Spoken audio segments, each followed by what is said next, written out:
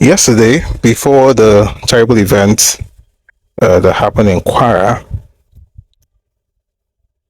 44 federal lawmakers write Tinubu. This from Channels TV. 44 federal lawmakers write Tinubu seek Nnamdi Kanu's release.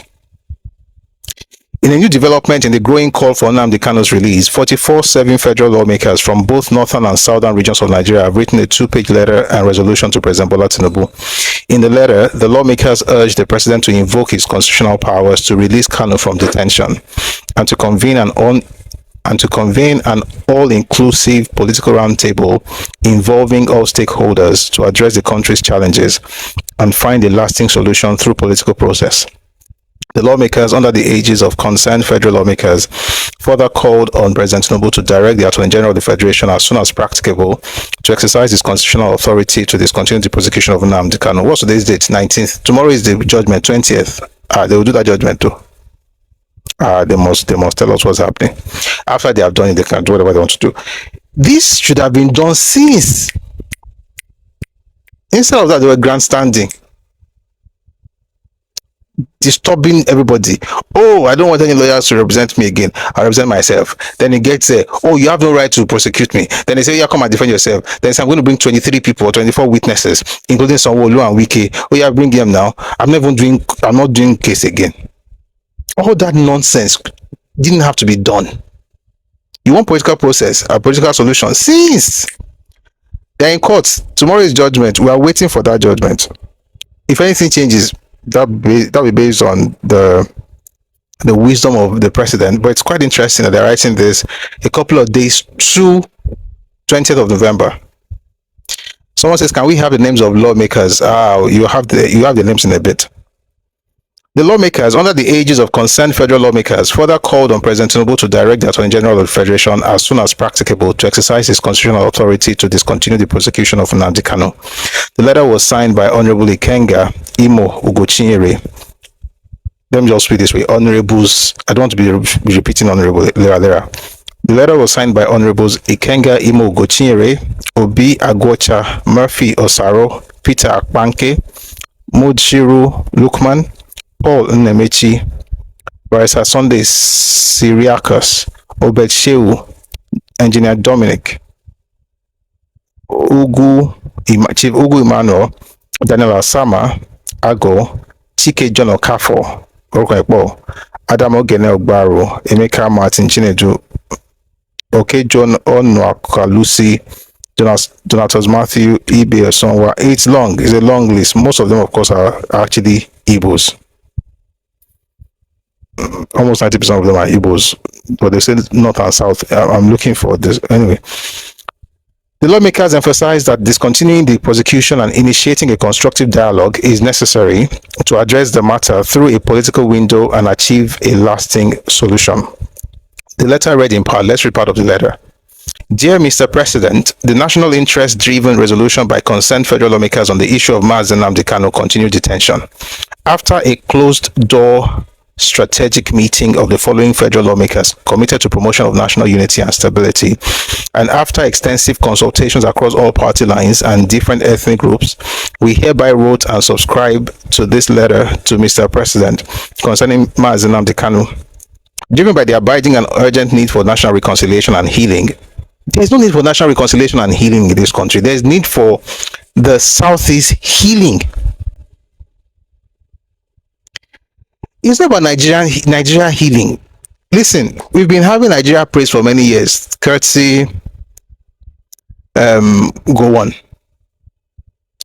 What Nigeria needs is not healing in terms of what happened after the war. What happens, what Nigeria needs is for folks who are hurt to seek healing. Why? Because Nigeria has, I read something here the other day, it was on Tuesday, it was yesterday. What Nigeria did after the war, what individual Nigerian government did to settle. I mean, it was bad, to be honest. It was terrible what happened in the Southeast, but people have done everything they can. At this moment, it's just nonsense. It's just a way to keep blackmailing the rest of the country. Like, what else should be done? People were contributing money food, medicine, clothes. I read it yesterday. It's from this book. Where is it? It's from the book by J. Sawe Ligo. It's titled Go On. Can more be done? Of course. More can be done. The Southeast needs more, just like every other part of Nigeria. But all these things where any small thing you're going back to, we need reconciliation. What? It's not, you don't really want it. You don't want reconciliation. You don't want healing. You just need to have something you can use as a tool. Any conversation, you use it to blackmail and manipulate the other people. It's nonsense. Does this mean people are not suffering, or whether from what happened after the war? Of course they are. But the point is, you can't see, your healing is your responsibility. Someone says, how come all this started after APC got into power? I think you're a 20, maybe 16-year-old. No, I have teenagers. They are smarter than you. You're very dull. You started in APC. You think this rhetoric started this year? Your Jean-Phil, we said here, did you have cotton wool in your hair when Buhari was president? You started now? Are you serious?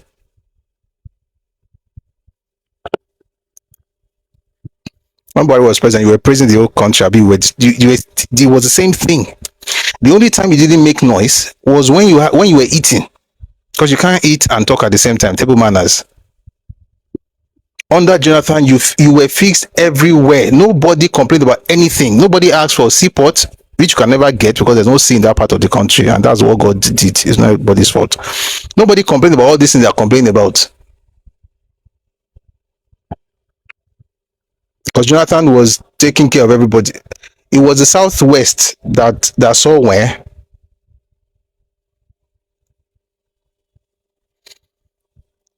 Says it just started. Is it not? Are we not? Weren't we in the same country when we started hearing? Thank you, Jerry. When we started hearing Jubilee of Sudan, who came up with that idea? APC. Listen, I said something earlier about APC. I don't care for any political party. I wish everybody well, but you can't be stupid with this nonsense. What did APC do? APC made you to come up with Jubilee of Sudan, and just about everybody from your region believe that nonsense. You're not ready. Let me just read some of the funny things they wrote here. They said, driven by the abiding and urgent need for national reconciliation and healing, and having noted the federal government's open negotiations with militants and different agitating groups in different parts of Nigeria, and in view of the insecurity that has pervaded Southeast since late 2015 and which spiked since 2021, and in the realization of the many domestic court and international tribunal pronouncements in favor of Nnamdi Kanu, and in the face of the growing national groundswell supporting the release of Nnamdi Kanu for the discontinuance of his prosecution, we, the within named federal lawmakers, hereby respectfully and earnestly request our dear President, His Excellency Bola Ahmed Tinubu, as follows: to, as soon as practicable, direct the Attorney General of the Federation to exercise his constitutional powers and discontinue the prosecution of Nnamdi Kanu 2 days to judgment. They have to start teaching strategy as a course in school. I'll take it slowly. They have to start teaching strategy as a course in Nigerian schools.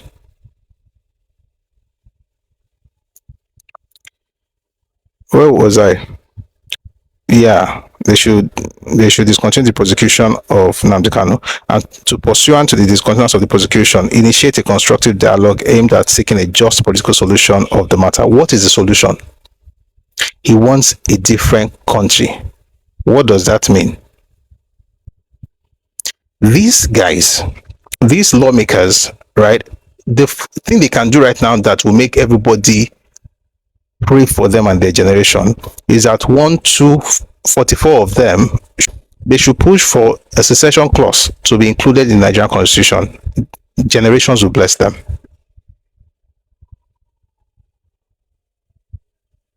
That's what they should be doing. If you need political solution, that's the political solution. They should push for secession clause that Azikiwe spoke against in 1954, which is the real issue. If you're really being serious, it's not about Nnamdi Kanu. Before Nnamdi Kanu, there were others. After him, there will be others. I have nothing to gain from the incarceration of Nnamdi Kanu. What I think should happen is just pronounce the judgment. If you want to release him, release him. If you want to send him to prison, send him to prison. Whether it's for 2 months, 6 years, 1 year, or just let him go. Whatever you want to do, do it. But it's not about him. Before him, there was Ralph, who was Ricky.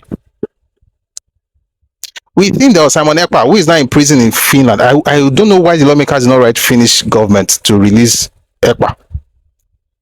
There's Gentle Yahoo or Gentle the Yahoo. There's Angel something makeup. Angel makeup. The name itself, Jesus. They're not very creative. You have all these people rising. After him, it's an idea. This is not the solution to the problem. I have no problem with what they are doing, but the 44 of them should be pushing a bill for the inclusion of secession in Nigeria's constitution. That's what they should be doing. And once you have that, what's next? Referendum. Let the people vote. If they want to stay, they stay. If they want to leave, they leave. It's not about Kanu. I don't even know the kind of leaders we get for this country. It's not about Kanu. It's about the fact that a people must be able to choose if they want to stay in the country or if they want to leave. And that's a right they should be able to exercise. That's my own position. And I have no problem with that. If they say they want to secede, I mean, we can all go to your tent of Israel. Everybody will be fine. But you can't keep dilly-dallying, and then when they tell you to leave the country, you say you want to leave, they tell you to leave, say, oh, you are a bigot, you are a bigot, you are a bigot. Someone said South does not have the vote. What do you mean South does not have the vote? It's not about South having the vote, it's about the region that wants to break away. They are the ones that will vote. If they want to stay or they want to leave. It's not about Nigeria, it's not national election now. It's referendum. You go to the area, you guys want to pull out. In fact, everybody can even say all of us want to pull out. If you say you go to the southeast now, have a referendum for them, whatever they call it. They vote to stay or to leave. If the majority vote to stay, they stay and never complain again in their life. If they vote to leave, they get into how they're going to get them out of the country, and that's it. That's the it's nothing. It has nothing to do with Nnamdi Kanu. Nnamdi Kanu, if you free him, you don't free him, people will still want Biafra. They will still, and guess what? I think they have a right to desire Biafra. That's the thing about me. I think they have a right to want to go. I just think that the process should be political. And once they vote, whatever comes out of it is theirs. But here's the point. Once you vote that you're not leaving, if you complain again, Ajaloma genuine.